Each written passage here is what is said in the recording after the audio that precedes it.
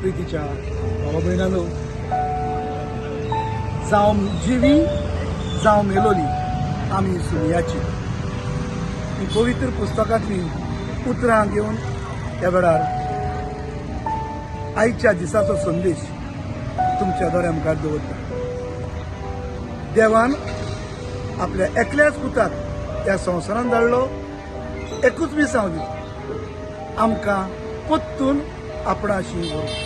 जो मनीस पातकाक लागून ससनाच्या ससनाक कोबार जावचो आसलो ह्या मनशाक नवें जिवीत दिवं देवान आपल्या एकल्याच पुताक ह्या संवसारांत धाडलो आनी ह्याच ताच्या पुतान आपल्या कोश्टां मन्नां आनी पुनर्जीवनपणा वरवीं आमकां नवें जिवीत फावो केलें. आयज आमी आमच्या सगळ्या मेल्ल्या बाबा भयणांचो उगडास केला जाल्यार कालच्या दिसा सगळ्या 7 भक्तांचो आमी उगडास केला. आयज आमी मेल्ल्या भावा भयणांचो उगडास करतना पयले सुवातेर आमच्या मेलोल्या बाबा भयणां पासत देवाक दिन वाचूया, आर्गां दिया.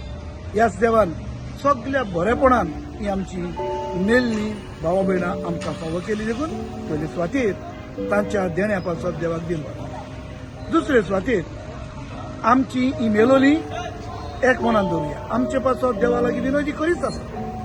ती घोडे 7 भक्तांचे सुवातेर आसता. कित्याक आमचो भावार्थ आमकां सांगता न्हय फकत तरीच जी इगोज मातेन मान दिला ती 7 भक्तांच्या सुवातेर आसात. घोडे म्हजी आवय, म्हजी बापूय व म्हजी भावा भयणां जी आसात ती घोडे 7 भक्तांच्या सुवातेर आसतात. जी कोण ह्या संवसारांत बरें करतात, आपले पातकी जिवीत ओडकून घेवन आपल्या जिविताची बदलणी करतात, तांकां दुबाविरे देव सर्गीचे सूख फावो करता. आनी तिसरे सुवातेर जेन्ना आयज आमी मेल्ल्या भावा भयणांचो उगडास करता, एकूच म्हजें सांगणें न्हय फकत आयच्या दिसा आमी तांचो उगडास करता, पूण वर्साचे 12 म्हयने एक दीस एक घडी तांचे पासत आमी मागूं, तांचे पासत दिन वाचूं आनी सदांच तांच्या बराबर एक दीस आमकांय त्या संवसारांत खुशाल जिवेल्या उपरांत तांचे सांगता होच सर्गीचो मुकूट आमकांय फावो करून ह्या वेळार त्याच सर्गीच्या बापाक उलो मारूया.